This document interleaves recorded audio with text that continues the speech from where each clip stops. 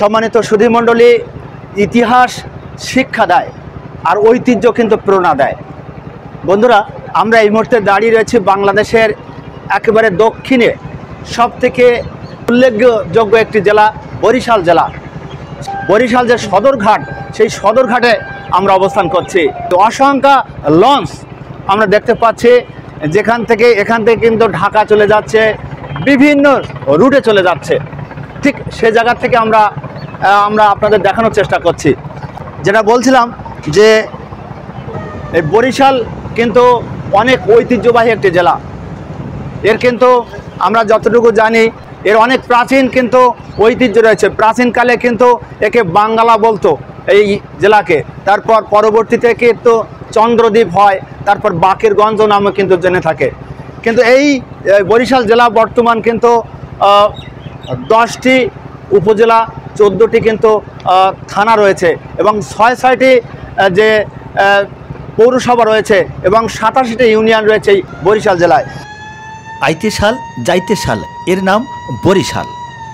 কেহ বলে পর্তুগিজ বেরি ও শেলির প্রেম কাহিনী নিয়ে বরিশাল নামকরণ করা হয়। কেহ বলে প্রচুর শাল গাছ এখানে জন্মাতো, তাই এর নাম বরিশাল।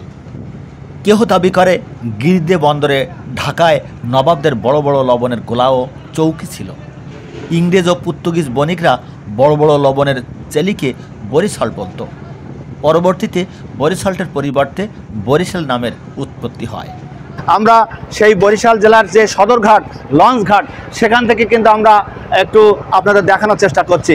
এবং যে জায়গায় আমরা দাঁড়িয়ে রয়েছি, এটা কিন্তু সব থেকে বড় একটা জাহাজ, সুরভি, সম্ভবত এটা সুরভি জাহাজ। দেখেন, আর এটা দেখতে পাচ্ছেন এই যে নদীটা কিন্তু এই কীর্তনখোলা নদী। এই কীর্তনখোলা নদী এই শহরটা গড়ে উঠেছে, অর্থাৎ বরিশাল শহর।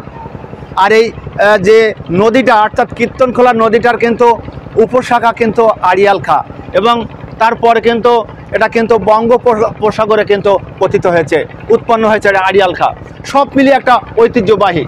লঞ্চের ভিতরে কিছু দর্শনার্থী এসেছে, তাদের সাথে আমরা কথা বলবো। ভাই প্লিজ, আপনি কোথা থেকে আসলেন? আমি পিরান আরএফএল চাকরি করি, আমার বাড়ি নড়াইল জেলা। তাই? জি স্যার। আজকে আসলেন? আজকে দেখতে কেমন লাগলো? খুব ভালো লাগলো। জি ভাই, আপনি কোথা থেকে আসলেন? আমি প্রাণ আরএফএল গ্রুপে জব করি, কালুজিরা আরএফএল ডিপো থেকে আসছি।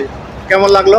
হ্যাঁ, আসলে আমি নদী আসলে ভয় লাগে, তারপরে প্রথম ফার্স্ট টাইম আমি লঞ্চের মধ্যে উঠলাম, তবে ভালো লাগলো এই কারণে। জি, একটু এই সব থেকে বড়, এর পাশেও কিন্তু আরেকটা বড় রয়েছে, আমরা একটু দেখানোর চেষ্টা করব। দেখেন কত প্রশস্ত। এখানে কিন্তু যাত্রীরা তারা কিন্তু শুয়ে আছে, রেস্ট নিচ্ছে। আমি তো এখানে 4 বছর ধরে আছি। বরিশালের মানুষজনও খুবই আন্তরিক। আমরা হয়তো অনেকেই মনে করি যে বরিশালের মানুষজন আন্তরিক না, কিন্তু বরিশালের মানুষজন আন্তরিক। আর বরিশাল আপনারা আসেন, ঘুরতে আসেন, দেখবেন বরিশালে অনেক দর্শনীয় স্থান আছে, বিশেষ করে কুয়াকাটা আছে, তালতলি আছে। বিশেষ করে আমার কাছে বরিশাল লঞ্চ ঘাটটা খুবই ভালো লাগে। ভাই কোথা থেকে আসলেন? পিরোজপুর থেকে। ও, প্রথমবারের মতো আসলেন? না, আমি এই যে একটু ঘোরাতে নিয়ে আসলাম। আচ্ছা আচ্ছা। ছোটমণির নাম কি? তোমার নাম কি? হ্যাঁ, মুকুল। আচ্ছা আচ্ছা। ভয় পাচ্ছ নাকি? ভয় তো করছে। ওকে। সম্মানিত বন্ধুরা, এই যে কীর্তনখোলা নদীটা দেখতে পাচ্ছেন, এই সাইডে কিন্তু ওই যে চরমনায় যে পীর সাহেব, ফজলুল করিম সাহেব, তার ভাই রেজাউল করিম সাহেবের, এখানে কিন্তু মাছ কাটা রয়েছে এখানে যাওয়ার জন্য।